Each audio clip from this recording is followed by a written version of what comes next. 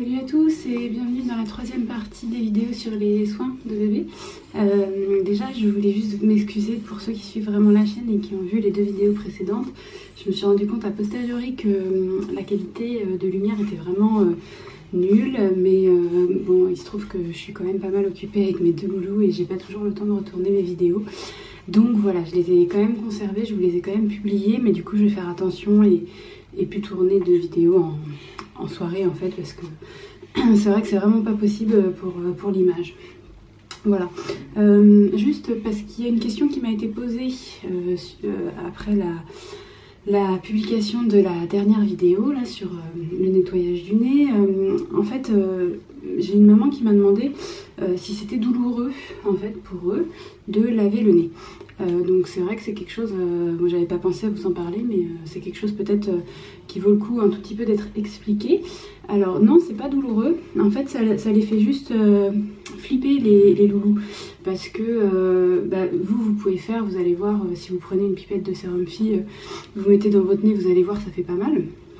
Mais en fait bébé, s'il a cette réaction là assez vive, c'est parce que c'est assez stressant pour lui, c'est juste du stress, enfin juste, c'est quand même un gros stress, c'est vrai, mais ça nous fait pas mal, voilà.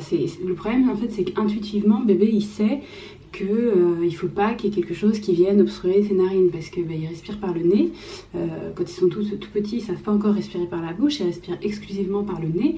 Donc voilà, c'est écrit dans leur gène, pas mal de réflexes, pas mal de systèmes de survie, c'est écrit dans leur gène qu'il ne faut pas qu'il y ait quelque chose qui vienne obstruer ici, parce que sinon ils ont l'intuition qu'ils peuvent mourir. Donc forcément ils sont pas trop fans au début, après ils peuvent s'y habituer. Moi mon plus grand s'y est habitué assez vite, et puis dès qu'il a été capable de le faire lui-même, il l'a fait lui-même.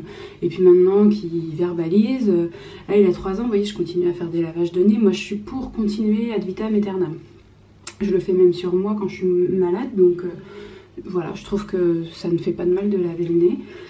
Donc mon plus grand, quand je lui fais à l'heure actuelle, ça me fait marrer, parce qu'il me dit ah maman, on refait parce que c'est bon le goût, parce que c'est un peu salé, et il trouve ça bon, vous voyez, donc c'est vraiment pas douloureux quoi, sinon je pense qu'il en redemanderait pas. Donc ce que vous pouvez faire avec un tout petit qui comprend pas encore trop ce qui se passe, c'est juste déjà essayer d'être rapide dès que vous êtes à l'aise avec le geste, et puis surtout parlez-lui, dédramatiser, essayez de prendre une voix hyper enjouée, dites-lui très très vite ah bah c'est super, tu vois, tu respires mieux, même si c'est pas vrai, peu importe, hein. Ah bah c'est super, voilà, j'ai mis une petite goutte, allez on recommencera plus tard, enfin voilà, vous lui parlez avec la voix la plus enjouée possible, et normalement ça devrait l'aider à s'apaiser en fait. Que si vous êtes stressé, c'est vrai, de se dire voilà, je suis en train de lui faire du mal, il va le sentir et ça va l'angoisser encore un petit peu plus. Donc essayez vous d'être serein, vous faites pas mal à votre enfant. Voilà.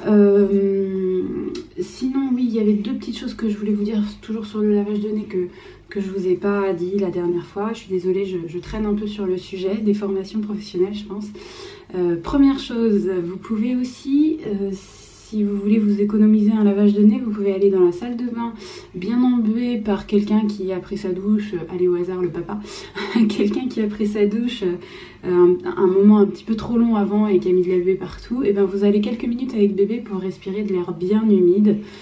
Ça va l'aider à humidifier ses sécrétions nasales et donc à les évacuer plus facilement. Et puis deuxième petite chose, si on est en hiver, sinon ça n'a aucun intérêt, vous mettez un bol d'eau sur votre radiateur et comme ça vous allez humidifier un petit peu l'air de la pièce.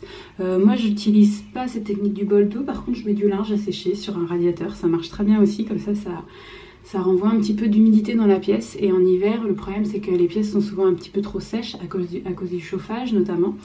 Alors moi j'ai un chauffage au gaz, hein. Je suis pas sûre que ce soit très bien de mettre un vêtement sur un chauffage électrique. Je dis ça, je dis rien. Faites attention quand même. La technique du bol d'eau, c'est peut-être plus sûr.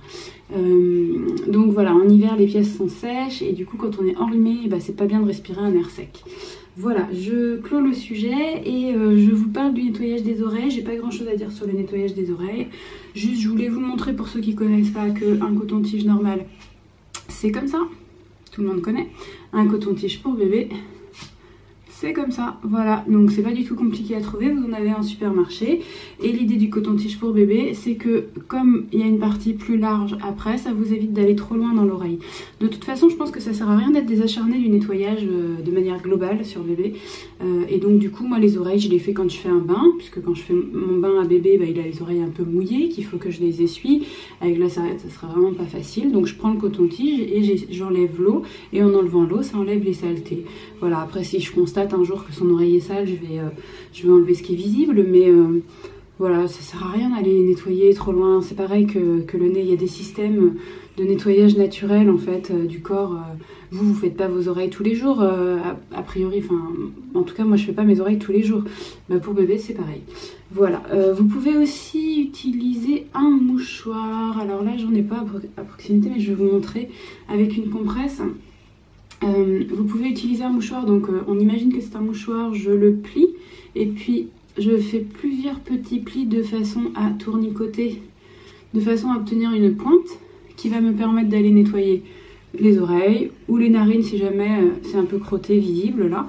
Donc c'est pas mal si votre mouchoir, votre mouchoir ou votre compresse de gaz hydrophile, là je crois que ça s'appelle comme ça. Vous savez les petites compresses qu'on utilise pour désinfecter les plaies. Vous pouvez utiliser ça partira moins en miettes qu'un mouchoir. Mais moi je le fais avec des mouchoirs parce que c'est ce que j'ai sous la main en général. Vous pouvez l'humidifier. Et du coup c'est pour ça que je dis avec la compresse elle sera pas en morceaux avec de l'eau dessus, alors que le mouchoir c'est plus compliqué de le faire tenir entier, mais il faut pas l'humidifier trop en fait. Voilà, si vous voulez faire avec un mouchoir, vous mettez juste un tout petit peu d'eau, pas grand chose, parce que ça permettra que les sécrétions s'enlèvent mieux, que ça gratte pas en fait bébé quand vous enlevez les sécrétions. Voilà, sur les oreilles du coup c'est assez bref, hein. Je voulais juste vous montrer cette histoire de coton-tige pour ceux qui ne connaissaient pas. On va parler maintenant du massage pour bébé. Alors, je vais pas vous faire une formation en ligne, hein, c'est pas du tout l'idée, mais je voulais quand même vous dire 2-3 trucs sur le massage pour bébé. Premier truc, je voulais vous montrer ça. Donc c'est l'huile végétale d'avocat de chez Aromazone que j'ai utilisée pour mon deuxième enfant. Et en fait, je l'avais pas acheté pour mon bébé à la base, je l'avais acheté pour moi. Parce que pendant ma grossesse, c'est ce que j'ai utilisé pour hydrater mon ventre. Mais du coup, il m'en restait. Donc je me suis dit, allez, j'essaye pour bébé quand il était tout nouveau-né et qu'il perdait. Vous savez, les bébés perdent leur peau. En fait, quand ils arrivent, ils ont une peau. Et puis, cette peau s'enlève petit à petit pour qu'ils aient leur vraie peau derrière. Et donc, du coup, toutes ces petites desquamations, tous ces petits endroits où il peut y avoir la peau à vif, ça nécessite d'être hydraté pour que ce soit plus confortable pour bébé. Je me suis dit, ok, je vais prendre cette petite huile d'avocat. Parce que je pense qu'elle n'est pas spécialement allergisante. Moi je l'avais bien aimée, à part que c'est vrai que c'est une huile qui est vraiment grasse, hein. Donc si vous l'utilisez, attendez-vous à ce que quand vous habillez bébé par exemple, bah, les vêtements ils prennent un peu de gras aussi. Voilà, si vous aimez pas ça, prenez pas celle-là. Moi ça me gênait pas plus que ça, puisqu'après un petit tour en machine, les vêtements ne gardent pas de traces. Mais voilà, sachez-le. Donc du coup, je voulais juste vous dire que cette huile, j'avais trouvé qu'elle était particulièrement bien parce que la peau de bébé est très vite devenue belle. Ça a vraiment été hyper rapide. Alors que pour mon premier enfant, j'avais souvenir que ça avait beaucoup plus traîné et c'était pas l'huile que j'avais utilisée. Donc je me suis dit que ça venait peut-être de cette huile qui était particulièrement efficace au niveau hydratation. Si ça vous branche de l'essayer, que vous l'essayez et que ça marche aussi chez vous, ou que ça marche pas d'ailleurs, enfin voilà, si vous l'essayez, ça m'intéresse de savoir ce que ça donne aussi chez vous. Du coup moi je l'ai essayé que sur un enfant, donc je peux pas tirer des grosses conclusions, mais j'ai eu l'impression qu'elle était vraiment pas mal, donc je voulais vous la recommander. À quel moment je la mets? Du coup, bah, moi je trouve que c'est pas mal de la mettre après le bain, puisque dans le bain on a enlevé le corps gras, le film gras qui était sur la peau. Donc on remet un corps gras derrière, je trouve que c'est plutôt pas mal, c'est assez stratégique. En plus bébé est déshabillé, il est dans une pièce assez chaude, donc faut pas essayer de faire un massage à bébé alors qu'il caille, ou alors à un moment où il est fatigué, où il est un peu énervé ou quoi, hein. Faut le faire toujours à un moment propice. Et puis du coup, comment faire pour celles qui n'ont jamais fait puis qui ont un petit peu peur? Bah, c'est vraiment, je pense que c'est vraiment pas compliqué. Vous avez tous mis déjà de la crème hydratante ou de la crème solaire. Bah, c'est pas compliqué. Vous faites pareil, vous étalez, vous pétrissez, vous allez un petit peu partout et puis vous allez petit à petit voilà, trouvez votre façon à vous de masser votre enfant. Si vraiment vous voulez vous perfectionner, vous savez qu'il existe des ateliers de massage pour bébé, donc vous pouvez toujours faire ça hein, si vous avez besoin qu'on vous inspire des techniques. Mais si vous n'avez pas le temps et que vous osez pas trop, allez-y, vous risquez pas de faire vraiment grand chose de mal. Il y a un truc que je voulais quand même vous dire, parce qu'on ne sait pas forcément, c'est que bébé aime bien les contacts vraiment importants, larges, englobants. Ça le rassure, il aime pas trop les contacts légers. Donc si vous faites un massage comme ça du bout des doigts, ça va peut-être pas trop lui plaire. Faites plutôt quelque chose de vraiment très massif. Voilà. Si vous avez, surtout les filles, si vous avez des doigts fins, essayez de quand même bien englober les membres de votre enfant, ou sinon c'est le papa qui s'y colle avec ses mains un peu plus charnues. Voilà, ça peut être sympa aussi que le papa fasse ce genre de truc, si ça lui dit. Voilà, donc je voulais juste vous dire ça, c'est pas forcément nécessaire d'être expert, allez-y, et puis voilà, et puis ça devrait bien se passer, parce que de toute façon, voilà, vous craignez rien, quoi, vous massez, c'est tout. Votre enfant, et puis c'est un moment privilégié entre lui et vous, et je suis pas sûre qu'il y ait une seule façon de faire qui puisse convenir. Voilà, c'est un petit peu comme tout, vous allez trouver votre recette à vous.